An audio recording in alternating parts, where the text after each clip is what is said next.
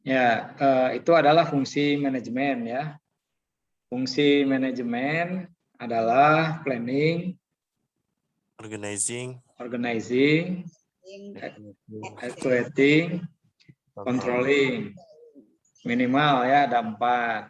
Ya, selain 4 itu tentu banyak lagi ya, termasuk budgeting, coordinating, ya, commanding. Nah, itu semua fungsi-fungsi manajemen. Nah, artinya manajemen itu sendiri adalah pengelolaan. Ya.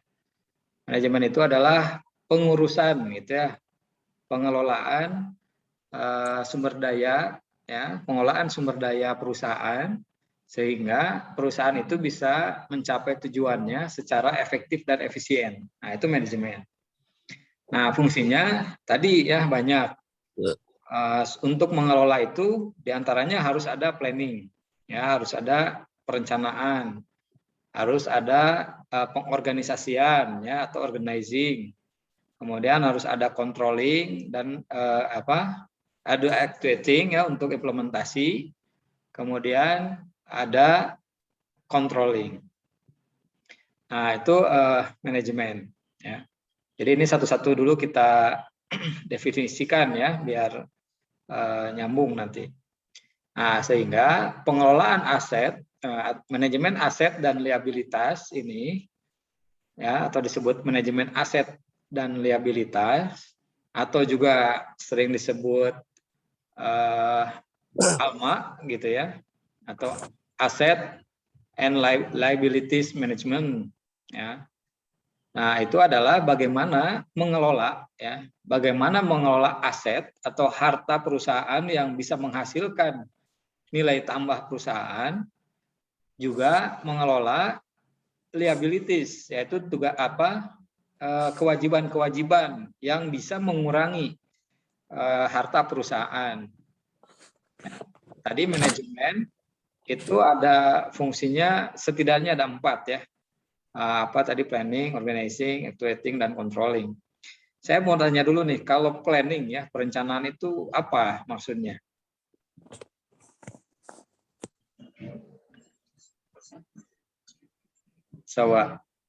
Kalau perencanaan itu kayak gimana?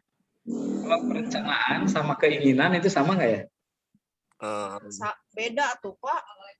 Nah, apa bedanya? Kalau perencanaan itu, kalau perencanaan biasanya lebih terarah, lebih punya target, lebih sistematis. Kalau keinginan mah tuh Pak bisa jadi target, bisa biasanya gini, kalau perencanaan planning itu ada batas waktu Pak. Kalau ingin mah misalkan saya ingin kaya dan nggak pernah dibilangin kayaknya kapan gitu kan. Karena cuma keinginan kan belum tentu dilaksanakan. Tapi kalau udah di planning mah Pak minimal meskipun nggak 100% terwujud, tapi kita udah punya arahan, udah punya pandangan, udah punya target. Oh, setahun ke depan saya harus begini, tahun ke depan. Kalau kata saya gitu sih Pak. Oke. Yang jelas mah beda. Ya, bagus ya. Sekarang mah panjang Bu ya, nggak idem lagi ya. Nah, jadi planning beda ya antara rencana dengan keinginan. Kalau keinginan itu muncul seritas gitu ya. Tapi kalau rencana itu harus ada analisa. Itu. Jadi rencana itu adalah rangkaian kegiatan ya, rangkaian kegiatan yang sudah disusun berdasarkan analisa. Ya, analisa situasi dan kondisi, baik situasi internal maupun kondisi eksternal. Nah, dari pemahaman analisa situasi lingkungan internal dan eksternal, maka kemudian kita bisa menyusun gitu ya. Nah, biasanya itu di analisa itu biasanya pakai apa? Pakai SWOT biasanya ya, ada analisa SWOT ya, ada BMG, BMC ya, banyak sekali ya metodenya. Misalnya pakai SWOT gitu ya. Nah, dari analisa SWOT itu bisa kita lihat kekuatan, kelemahan kita apa, kemudian peluangnya apa ya, kemudian yang akan menjadi tantangannya apa. Nah, itu dianalisa. Dari analisa itu barulah turun pada kegiatan gitu ya, rangkaian kegiatan yang akan kita lakukan untuk mencapai tujuan tadi gitu ya. Nah, itu baru rencana ya. Tapi kalau rangkaian agenda tanpa kita analisa terlebih dahulu, ya, tanpa kita hitung gitu ya, itu lebih cocoknya kepada tadi ya, keinginan gitu. Nah, kalau rencana harus dianalisa. Nah, sehingga rencana itu bisa terukur gitu ya. Kalau rencana itu bisa diukur tadi ya, dari sisi waktu bisa terukur, bisa kapan tercapainya. Dari aspek biaya bisa terukur, kegiatan ini bisa habis dana berapa. Nah, itu dari rencana ya. Nah, kalau keinginan tadi ya, pokoknya mah pengen ke Jogja gitu ya. Tapi nggak tahu gitu ya di Jogja seperti apa, berangkat ke sana pakai apa nggak tahu gitu ya. Nah, itu kan nggak ini ya, tidak tergambar. Nah, itu di planning ya, dan planning ini sangat penting ya dalam pengolahan. Kenapa? Karena planning ini akan memberikan panduan. Kalau punya perencanaan bisa gagal tidak? Bisa. Bisa. Sudah direncanakan pun itu bisa. Tapi kan kita punya ini Pak, alternatif B, C, D, gagal nu A nya atuh alihkeun WKB. Kalau saya mah begitu sih, apa yang saya lakukan mah begitu Pak. Kalau punya planning nggak punya satu, jadi ada B, C, D, E gitulah. Ah, mantap. Nah, itu Setuju. apa? Pembuat konsep yang ulung. Ya, jadi bikin rencana itu tidak boleh satu. Nah, membuat rencana saja itu bisa gagal ya, sebuah target itu.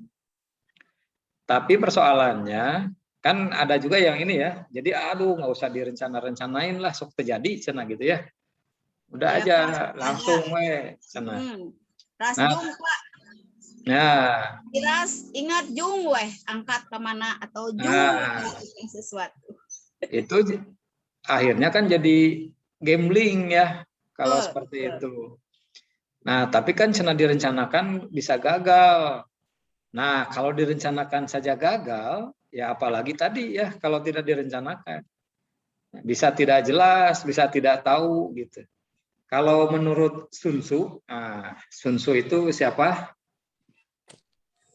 Sun Tzu itu panglima perang di Cina di zaman klasik dulu, yang sampai hari ini dibuat buku teori-teori ya, Art of War dari Sun Tzu. Nah, itu konsep-konsepnya diterapkan di manajemen. Ya, dari konsep perang itu diturunkan menjadi konsep manajemen. Nah, Sun Tzu itu menyebutkan betapa pentingnya penghitungan itu, analisa.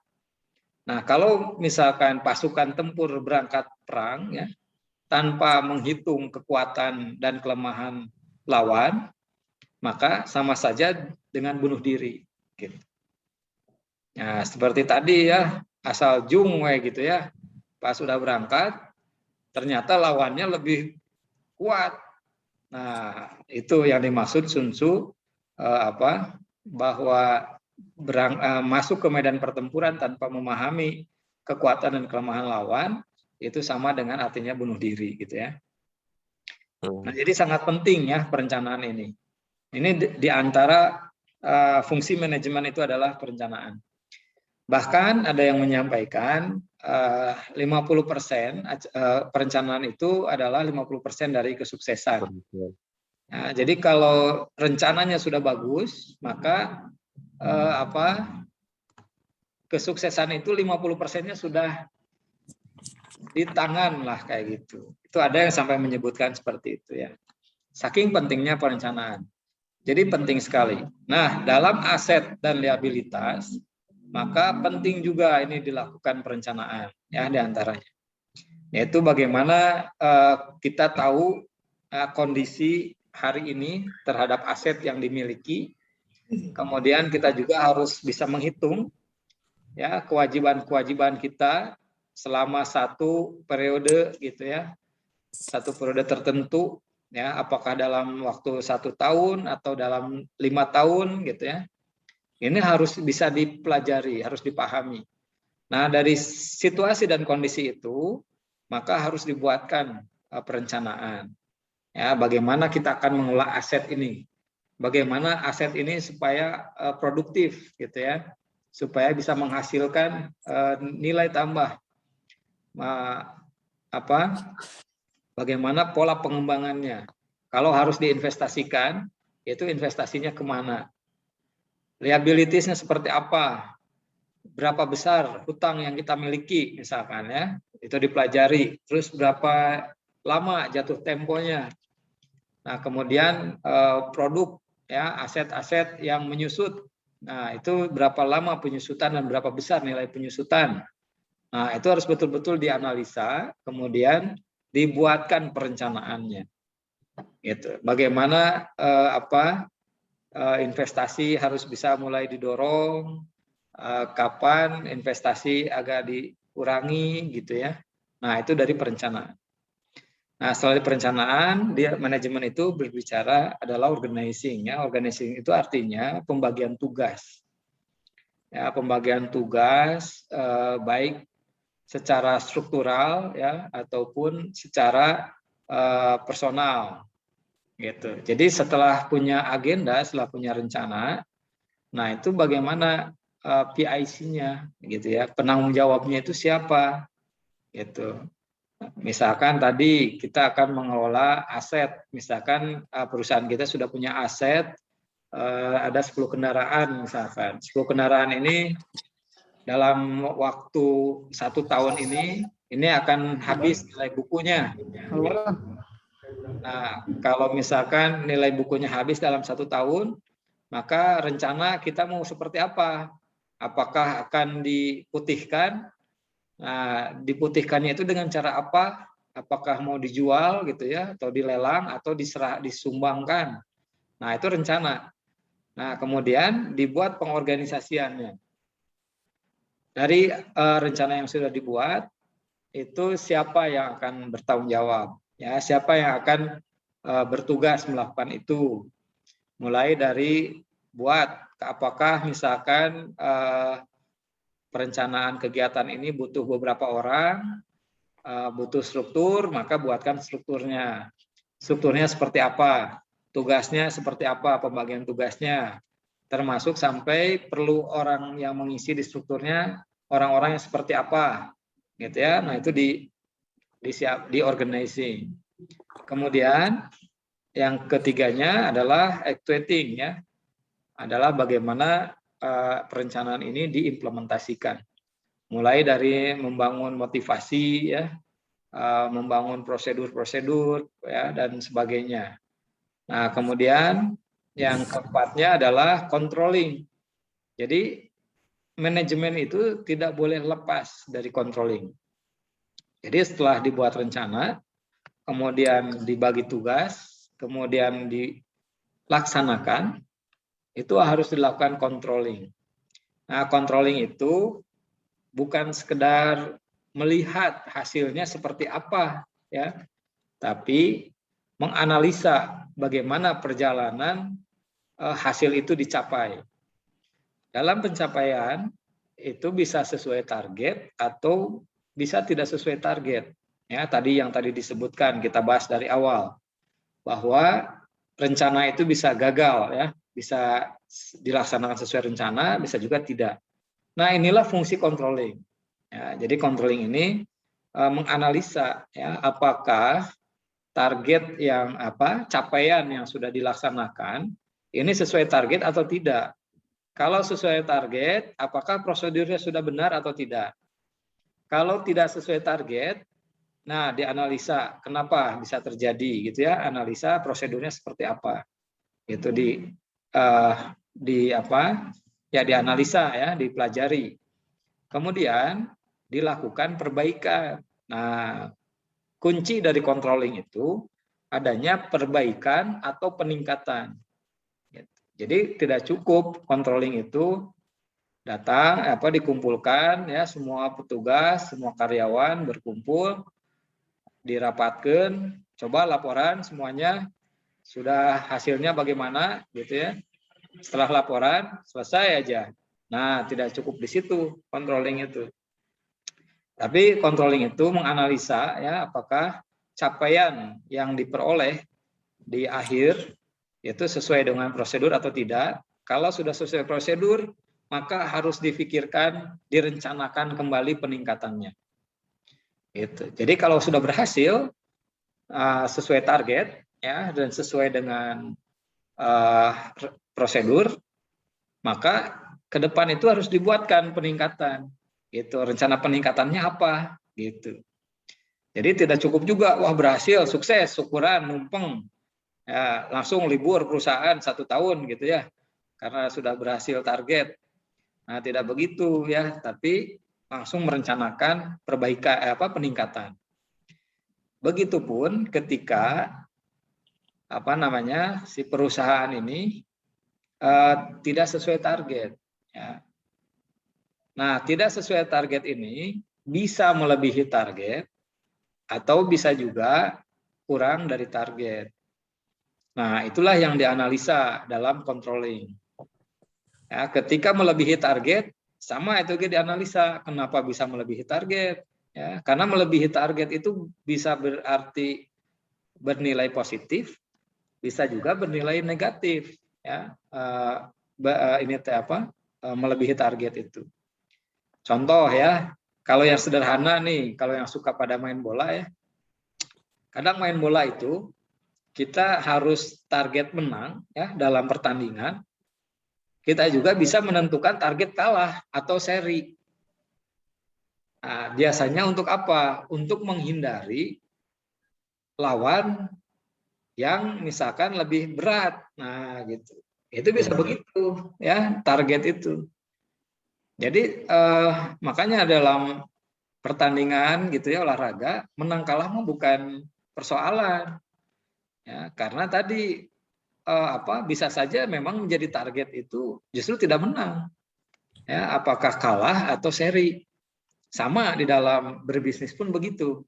Termasuk dalam dunia apapun sama. Ya, kita tuh kadang-kala perlu menentukan targetnya itu justru tidak tidak pada nilai optimal. Ya, contoh seperti di sepak bola misalkan ya. Wah, kalau lawan ini mendingan kita draw gitu ya. Supaya nanti lawan yang naik itu misalkan lawan yang tidak lebih kuat dari kita gitu. Jadi pas bertemu dengan kita bukan lawan yang kuat misalnya seperti itu. Nah, sehingga dalam manajemen pun sama ya. Jadi target itu bisa melampaui target atau bisa di bawah target. Nah, itu yang dalam controlling harus dianalisa. Kenapa? Kalau tadi sesuai target berarti peningkatan. Kalau di bawah target atau di atas target, itu berarti harus ada koreksi. Gitu. Jadi koreksinya apa? Nah, itu controlling ya. Jadi kalau controlling tidak sampai ke koreksi, nah maka belum selesai controllingnya. Gitu. Nah, itu berbicara manajemen. Ya. Jadi ada setidaknya 4 ya. Paling minimal sekali itu 3 ya dalam manajemen itu. Planning, actuating sama controlling. Ya, itu harus ada. Direncanakan tapi tidak dilaksanakan ya tidak akan nyampe. Ya. Dilaksanakan direncanakan, dilaksanakan tapi tidak dikontrol juga tadi, tidak tahu hasilnya bagaimana. Ya, gitu ya. Apalagi kalau tiba-tiba controlling ya, apa yang mau dikontrolnya ya. Rencana tidak ada, pelaksanaan tidak ada. Gitu. Jadi minimal 3 tadi ya dalam manajemen. Maka dalam mengelola aset dan liabilitas juga sama. Ya, jadi 3 fungsi manajemen itulah yang akan menjadi aktivitas gitu ya dalam pengelolaan aset dan liabilitas ini. Nah, karena kita akan berbicara manajemen aset dan liabilitas bank, maka nanti kita akan berbicara dulu terkait perkembangan bank. Tapi sampai sini ada yang mau ditanyakan dulu atau sudah pada ngantuk? Enggak, Pak, lagi menyimak. Bapak boleh nanya enggak, Pak? Boleh. Apa? Tadi waktu controlling kan sebenarnya kalau misalkan di dunia sepak bola mah iya meren Pak, bisa kelihatannya mungkin lebih lebih katingali gitu, lebih real. Tapi kalau dunia bisnis mah kan lebih kompleks, Pak. Justru kalau misalkan yang saya alami gitunya iya mah saya sebagai orang awam, kalau misalkan melebihi target malah kita mah atuh Pak. Nah, Ya maksudnya gini, yang saya tanyakan itu jadi seperti apa? Maksudnya kriteria seperti apa ketika kita melebihi target, tapi itu tuh sebenarnya negatif buat perkembangan bisnis kita gitu loh Pak. Soalnya ya, kalau secara umum justru kalau bisnis kita melebihi target ya, yang ditargetkan, kan malah kita teh oh iya berarti alhamdulillah kita disyukuri gitu Pak. Bukannya jadi negatif kalau jadi kumaha tah kalau gitu gitu. ya. Nah, di dalam bisnis itu kan lingkungan ekonomi ya. Nah, di ekonomi itu ada teori tentang teori kepuasan. Gitu. Nah, pernah mendengar ya teori kepuasan? Ya. Nah, teori kepuasan itu berbicara ketika justru seorang mengalami kelebihan dari kepuasan, maka dia tidak merasakan kepuasan itu sendiri gitu. Sehingga makan ya, kalau makan yang enak tuh pas, itu enak gitu ya, bahkan bisa ketagihan. Tapi ketika makan berlebihan, itu kan malah bisa keluar lagi gitu ya. Jadi enak, malah rasa yang enak juga tidak terasa. Itu dari konsep teori kepuasan. Nah, di dalam manajemen pun sama ya, dalam bisnis. Karena target itu tidak hanya pada target penjualan ya. Tidak hanya pada target penjualan, bisa juga pada target pemasaran ya, ada promosi. Kalau kita bicara manajemen marketing ya, komunikasi pemasaran itu ada tahapan. Ya, mulai dari tahapan untuk membangun awareness gitu kan ya, membangun kesadaran. Terus kalau sudah sadar naik tuh pada pengetahuan gitu ya. Nah, kemudian dibangun lagi, naik lagi komunikasinya untuk melakukan transaksi gitu. Nah, kemudian terus ya sampai ke layanan, sampai ke membangun kepuasan, sampai ke pelayanan konsumen. Nah, di level-level itu ada ukuran target. Jadi kalau target kita, siapa yang ingat iklannya Tri? Ini pasti ngalamin ya, semua nih mengalami ketika provider Tri baru datang. Ada yang ingat nggak? Yang mana Bapak? Yang mana Pak iklannya Pak? Tri. Paling oke Pak, terima jadi dijadikan bahan heureuyam 3 langkah dari pintu rumah parem. Ya betul. Betul. Saya mah ingatnya itu Pak. Nah, Iklannya mah enggak. siapa yang ingat waktu Tri baru mulai? Ya, kalau siapa yang pernah ingat di billboard Kota Bandung waktu itu hanya ada tulisan angka 3. Iya, kalau itu mah ingat Pak, emang angka 3 Oh di billboard ingat Pak, billboard ingat. Oh di iklan nggak tahu. Ingat ya? Ada juga di baju Chelsea, Pak. Sore karena hey. Nah, ingat ya, ingat yang di billboard di Bandung ya. Ingat Pak, kalau itu mah ingat ya. Itu targetnya untuk membangun kesadaran dan penasaran dulu, termasuk bagaimana merespon reaksi pesaing, gitu. Kalau misalkan dari target itu misalkan kelebihan, ya langsung di sana itu terjadi transaksi gitu ya, masyarakat ingin segera membeli, kemudian itu kita belum disiapkan sistem perusahaan dan sebagainya untuk menghadapi reaksi pesaing.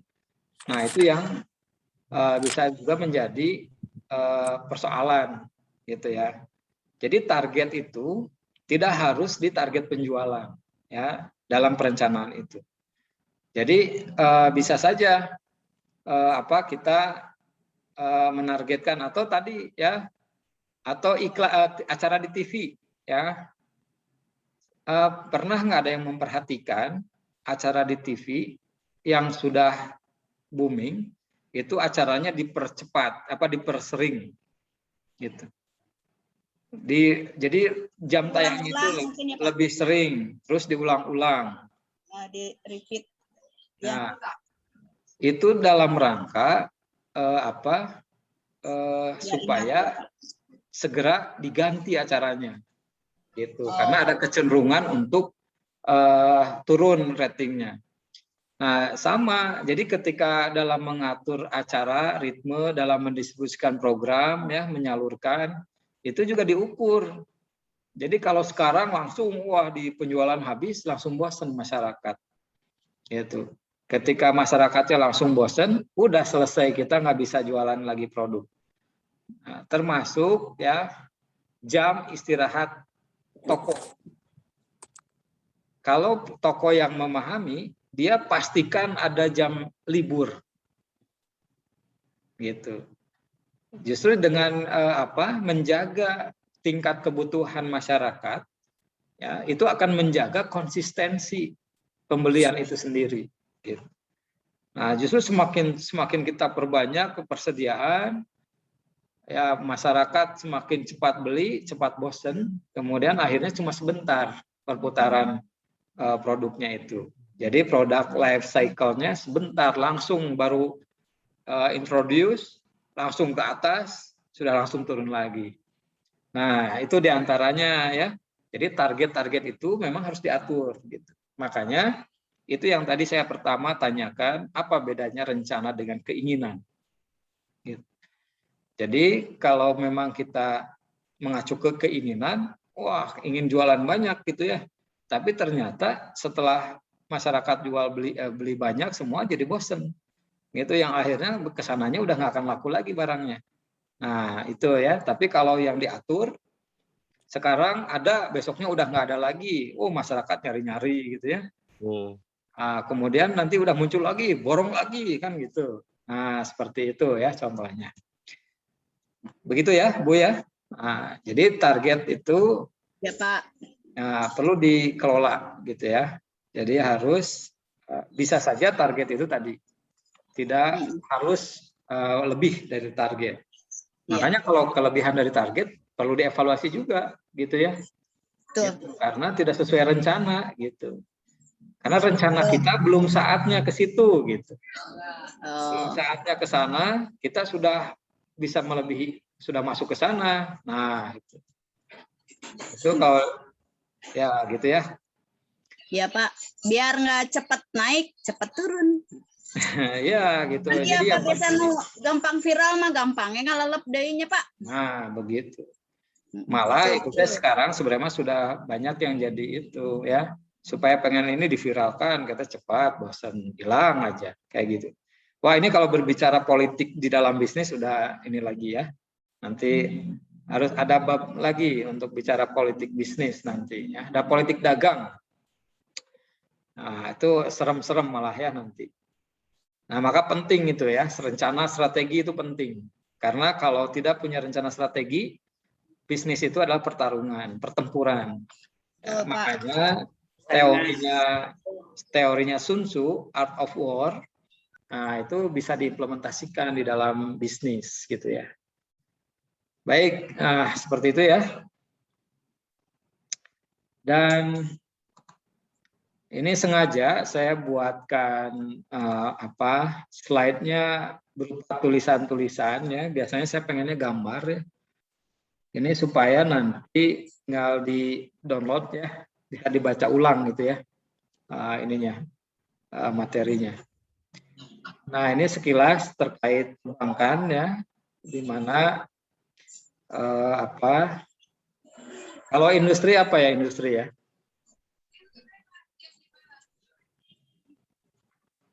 Kalau industri aktivitas, apa? Pak. Aktivitas. Aktivitas apa? Aktivitas suatu, ya ini memproduksi sesuatu. Biasanya kalau industri itu kan hubungannya sama memproduksi sesuatu, Pak. Jadi ada pekerja, ada skill, ada produk gitu loh. Ada teknologi, terutama juga sih teknologi. Intinya perusahaan yang memproduksi barang aja. Ya, betul. Nah, itu. Ada lagi yang lain? Setuju, Pak. Tuh Pak, geus idem deui Pak, setuju cenah Pak. Ini ada di sini nih, itu dibaca ya. Iya itu Pak. Henry juga Industri itu adalah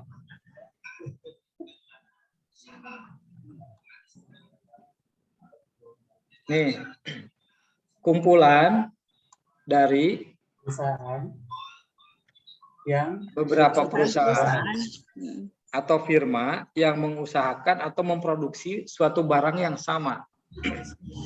Kalau yang tadi ya perusahaan memproduksi pakai teknologi itu pabrik namanya. Oh, industri jeung pabrik beda emang Pak? Nah, kalau industri itu kumpulan dari pabrik-pabrik yang sama. Ya, misalkan di Nong ada pabrik rajut ya, meskipun Ya. pabrik rumahan ya, industri iya. ya. Di Iya, situ tiap rumah bikin apa rajut ya. Ya, Nah, itu di Binong itu disebut industri gitu. ya. Di Industri Cibaduyutnya Pak. rajut. Sepatu. Nah, di Cibaduyut pada bikin sepatu. Ya, Hmm. di rumahnya ada alat, ada teknologi, ya, ada bahan baku yang diolah. Nah, di sana adalah industri sepatu kayak gitu ya. Nah, makanya disebutnya home industry kan di Cibaduyut itu produknya karena tadi memproduksi terus banyakkan tapi memang kecil-kecil gitu ya di rumah gitu. Jadi home industry. Nah, jadi kalau industri perbankan apa?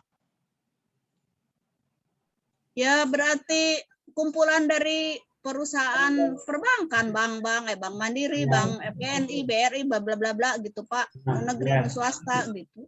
Nah, ya di dalam industri itu ada 3 jenis ya. Nah, sektor bisnis itu ada 3 jenis ya. Ada sektor primer, sekunder, sama tersier ya. Nah, yang sektor primer itu diantaranya adalah pertambangan, pertanian, ya, perikanan. Nah, ini adalah sektor primer. Yang sektor sekunder ini manufacture ya, tadi yang produksi-produksi ya, sepatu dan sebagainya. Nah, ada juga sektor tersier, yaitu jasa. Nah, perbankan ini masuk di bisnis sektor jasa. Ya, di mana perusahaan ini adalah perusahaan yang bergerak dalam bidang pelayanan atau memberikan jasa. Ya, baik untuk melayani maupun menunjang aktivitas industri yang lain. Ya, serta dapat juga memberikan pelayanan langsung terhadap masyarakat. Nah, perbankan itu masuk ke industri di sektor tersier, yaitu jasa keuangan. Ya, jasa keuangan itu bukan hanya perbankan, tapi juga ada asuransi, ya, ada perusahaan kartu kredit, ya, pembiayaan, juga perusahaan sekuritas, gitu ya. Nah, maka industri perbankan adalah ini, ya, perusahaan-perusahaan yang memiliki yang bergerak di bidang jasa keuangan, gitu ya, yang memberikan pelayanan. Dan tadi jasa keuangan itu tidak hanya dana saja yang dikelola, tapi asuransi, ya, kartu kredit. Nah, itu juga masuk ya dalam jasa perbankan keuangan. Gitu. Maka sekarang kan di perbankan macam-macam ya, tidak hanya produknya kan tidak hanya tabungan sekarang, bahkan ada yang jual emas juga ya di bank itu. Nah, sehingga di perbankan itu mengalami pertumbuhan juga, ya, ada perubahan-perubahan di industri perbankan ini. Nah, menurut Riyadi, ya, itu ada 7 ya perubahan di perbankan. Yang pertama diakibatkan karena modernisasi. Nah, kalau dulu perbankan kan mungkin hanya datang tempat menyimpan uang, ya. Saat ini ya ada peningkatan pendapatan bunga itu dari aktivitasnya melalui sarana pasar uang juga. Jadi bukan hanya dari simpanan saja, ya, tapi juga pasar uang, pasar modal, ya, termasuk juga penerbitan surat-surat hutang, ya. Nah, ini juga menjadi produk-produk perbankan karena modernisasi. Nah, termasuk hari ini juga banyak produk perbankan itu lebih pada transaksi payment gateway kan, di mana transaksi jual beli itu sekarang sudah bisa dilakukan secara digital. Ya, itu rata-rata sekarang setiap bank menyediakan ya. Dan hari ini bahkan daftar membuka rekening saja sudah tidak perlu ke bank kan sekarang. Tinggal buka aplikasi ya, tinggal dipoto aja. Kemudian nanti ada wawancara secara telekonferensi. Nah, kemudian sudah bisa buka rekening. Nah, ini perubahan-perubahan di industri perbankan yang pertama karena modernisasi. Nah, yang kedua itu terjadi juga karena deregulasi. Ya, karena peraturan-peraturan. Ya, di mana ya sekarang mah dengan banyaknya bank, apalagi terjadi tragedi 98 ya dulu, itu sangat perbankan itu menjadi sangat hati-hati gitu ya, sampai kan persyaratan ya, bahkan syarat bank-bank yang tidak memasuki kriteria harus merger, kan sampai begitu ya. Nah itu jadi pengaruh dari peraturan. Ya, jadi peraturan pun itu memberikan pengaruh ya dalam perubahan perbankan. Nah, juga ada terkait privatisasi gitu ya. Jadi privatisasi ini membantu terbentuknya pasar bebas, ya, pengembangan kompetisi di antara kompetitor dan memberikan harga yang lebih kompetitif kepada publik. Gitu ya. Banyak sekali sekarang perbankan swasta kan. Bahkan hari ini nah, ini masuk juga ke yang nomor 4 ya, perbankan ini. Perubahan perbankan hari ini itu dipengaruhi juga ke masalah selain privatisasi, bahkan sekarang sudah diinternasionalisasi. Ya, sekarang sudah sangat banyak ya di kita ya bank-bank dari luar negeri, begitupun bank kita ya. Kayak BNI kan sudah ada di London ya. Gitu, sudah ada di Inggris kan gitu ya, sudah buka di sana. Begitupun bank asing ya banyak di kita. Nah kemudian terkait sekuritisasi, ini security ya, terkait keamanan. Perkembangan keamanan hari ini pun juga mempengaruhi perubahan-perubahan di sektor perbankan.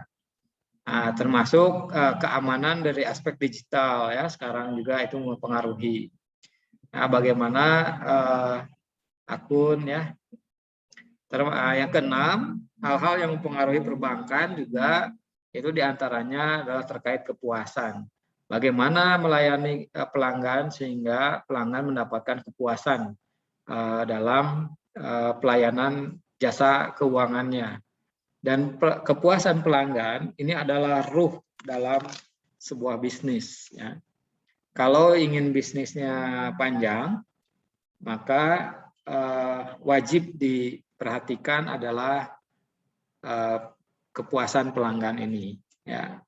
Karena kepuasan pelanggan itu akan berdampak pada pemutusan pembelian atau pada repeat order, ya, pada pembelian kembali dari perusahaan, gitu ya. Nah, kemudian juga yang terakhir terkait perubahan perbankan ini adalah terkait pemenuhan kebutuhan modal minimum ya. Jadi kalau perbankan ini menjadi alat juga gitu ya. Bagaimana bank ini bisa mengelola modal ya, supaya bisa meningkatkan aset tadi ya. Nah, ini adalah 7 hal menurut Riyadi di mana industri perbankan itu mengalami perubahan. Ya, jadi ada faktor-faktor yang mempengaruhi perbankan berubah.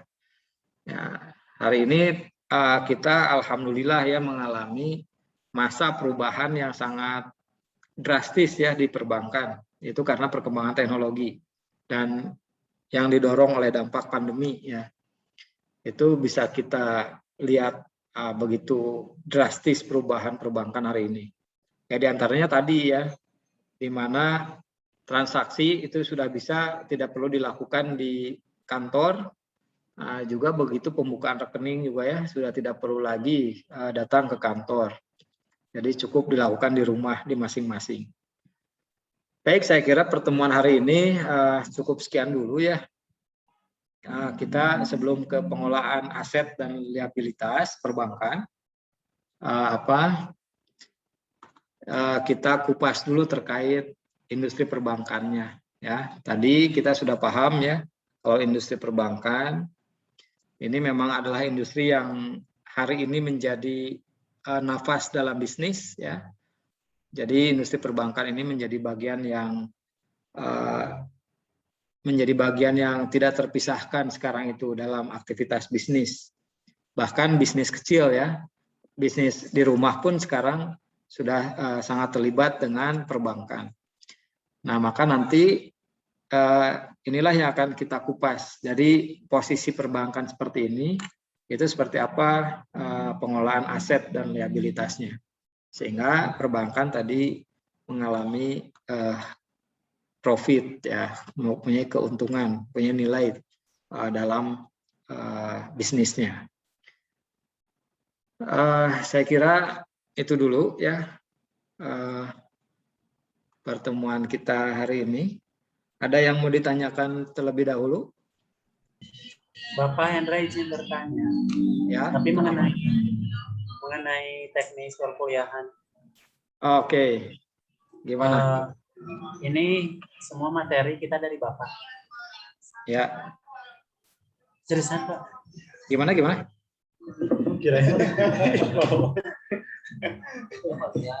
Ini penyampaian